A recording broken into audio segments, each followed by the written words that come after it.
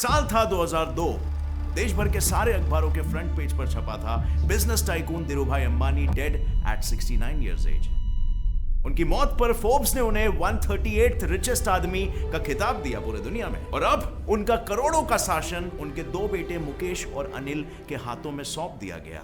पर बढ़ते अनबन और झगड़ों की वजह से इस विरासत को दोनों भाइयों में बांटना पड़ गया। बड़े भाई मुकेश के हाथों में रिलायंस इंडस्ट्रीज, पेट्रोलियम, आईपीसीएल और इंफ्रास्ट्रक्चर जैसी पुरानी बड़ी कंपनियां लगी और छोटे भाई अनिल को मिले Reliance communications, Reliance capital, energy, natural resources और ब्रॉडकास्ट नेटवर्क जैसे नए और ग्रोइंग कंपनीज। और इसीलिए पूरे देश का यह मानना लाजमी था कि कुछ ही सालों में छोटे भाई का सूरज बड़े से कुछ ज्यादा ही चमकने वाला है। और वाकई में अनिल अंबानी ने बड़े तेजी से प्रगति और विकास सीढ़ियां चढ़ी। उन्होंने काफी तेजी से अपने व्यवसाय की शुरुआत की और 2008 में ये दुनिया के 6th रिचेस्ट आदमी बन गए। पर इसी के साथ ये सिर्फ एक बिजनेसमैन नहीं बल्कि एक यूथ आइकॉन, पॉलिटिशियन और ऑस्कर विनर भी थे। और इनकी ये शान और शौकत वाली जिंदगी किसी बॉलीवुड स्टार से कम बिल्कुल भी नहीं थी। पर हर एक बॉलीवुड मूवी की तरह इस कहानी में भी अचानक से एक बहुत ही बड़ा और खतरनाक ट्विस्ट आया। वो एक ही झटके में दुनिया के 6th सबसे अमीर इंसान से बैंकरप्ट यानी कि कंगाल बन गए और इसी के साथ इस मूवी का हीरो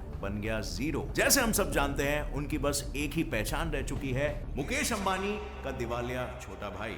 हेलो फ्रेंड्स, मैं हूं गौरव और आज हम अनिल अंबानी के करोड़पति से रोडपति बनने के सफर को जरा समझने की कोशिश करेंगे। इनके बारे में जानेंगे और इनकी गलतियों से कुछ सीख लेने की कोशिश करेंगे और ये भी जानेंगे कि आखिर वो कौन से ऐसे फैसले थे, कौन सी आदतें थी, कौन से काम थे जिन्होंने उनका तेजी से चढ़ता हुआ सूरज अचानक से ढला दिया। और दूसरी तरफ उनके बड़े भाई मुकेश अंबानी ने ऐसा क्या किया कि अपने छोटे भाई से भी आगे निकल गए और आज वो पूरे दुनिया के 8th रिचेस्ट पर्सन है। सो फ्रेंड्स, ये वीडियो को एकदम एंड तक देखना क्योंकि आपको बहुत कुछ सीखने वाला है। And without wasting any time, let us get on with today's video titled Anil Ambani कैसे दुनिया के 6th रिचेस्ट इंसान से कंगाल बन गए।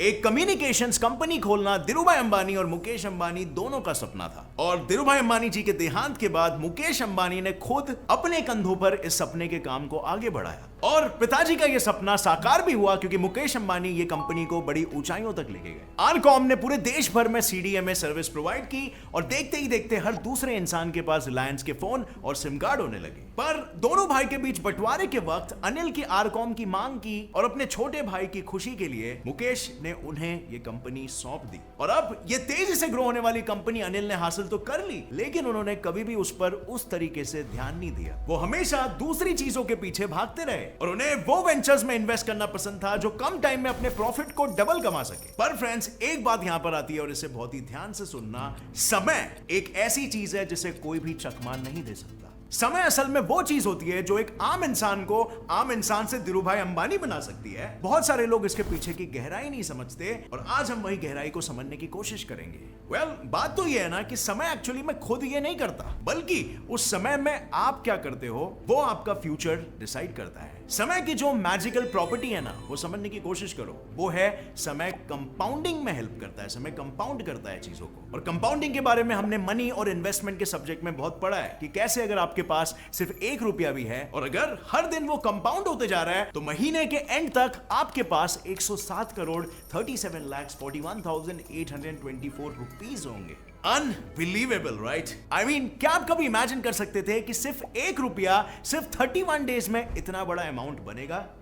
This is the power of compounding. लेकिन बात यह है ना, जितना पावरफुल असल में समय है उतने ही बेवकूफ हम हैं। बिकॉज हम ये सिंपल सा फंडा नहीं समझते कि पैसों की तरह ही आपका नॉलेज भी कंपाउंड होता है and at a much faster rate than money. और अब जरा इमेजिन करो, जितना बड़ा वो अमाउंट था 107 करोड़ वाला, उतना ही बड़ा अगर आपका नॉलेज का भी अमाउंट होता तो आप जिंदगी में कितने आगे बढ़ते थे, है ना?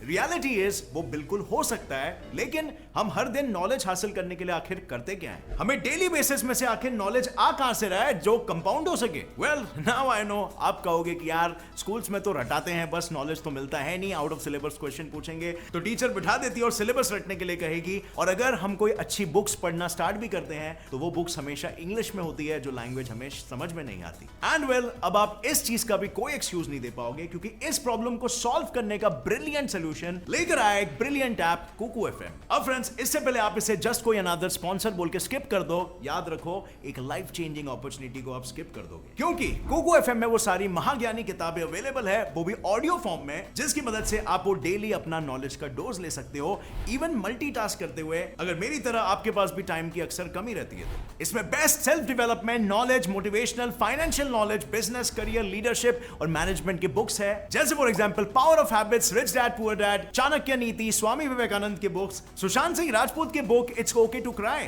और वो सारी इंडस्ट्री की लीडिंग बुक्स आपको यहां पर मिल जाएगी, वो भी 2 से 3 रीजनल लैंग्वेजेस के साथ। अब फ्रेंड्स, अगर आपको बुक्स पढ़ना है या बुक समरीज पढ़ने हैं तो आपके पास कोई एक्सक्यूज नहीं है, क्योंकि रीजनल लैंग्वेजेस में भी अवेलेबल है। आई मीन ऐसा कौन सा ऐप है जो आपको रीजनल लैंग्वेजेस में इतना सारा ज्ञान देता है? और नॉलेज सीकर्स के लिए एक और खुशखबरी है कि ये ऐप आपको 20% डिस्काउंट देगा अगर आप मेरा कूपन कोड GETSET20 यूज करोगे तो। मतलब 399 रुपीज इसका 1 साल का सब्सक्रिप्शन है, आपको 319 रुपीज में मिलेगा, यानी जस्ट थिंक अबाउट इट, हर दिन का 1 रुपए से भी कम। और हमने वो एग्जाम्पल समझा था कंपाउंडिंग का, 1 रुपया कैसे 107 करोड़ में बदल जाता है। अब इमेजिन करिए वो 1 रुपए से मिलता हुआ नॉलेज आप अगर इस ऐप के थ्रू लोगे तो कुछ टाइम बाद आप कितने नॉलेजेबल इंसान बन सकते हो। सो डिस्क्रिप्शन में दिया गया है लिंक, और इस वीडियो में आगे मैं आपको रिमाइंड भी करूंगा ताकि आप भूल ना जाओ। ये आपको बिल्कुल डाउनलोड करना और इसे यूज करना और अपनी लाइफ में आगे बढ़ना। उनके शौक सिर्फ बिजनेसेस पर ही खत्म नहीं हुए। समाजवादी पार्टी के अमर सिंह के साथ उनके कनेक्शंस के कारण अनिल अंबानी राज्यसभा के मेंबर भी बन चुके थे, और फिर उसके दूसरे साल ही उन्होंने एडलैब्स फिल्म्स के मेजॉरिटी शेयर्स खरीद के उसे रिलायंस मीडिया वर्क्स बना डाला, और अपने इस एंटरटेनमेंट इंडस्ट्री को ग्लोबल लेवल तक लेके जाने के लिए उन्होंने Oscar winning director Steven Spielberg के साथ मिलकर कई सारी फिल्में भी बनाई, और उसमें से एक फिल्म लिंकन को 2013 में 2 ऑस्कर्स मिले। पर फिल्मों की दुनिया में उनका शौक इतनी जल्दी खत्म नहीं हुआ। उन्होंने बिग सिनेमास नाम की मूवी थिएटर चेन शुरू कर दी,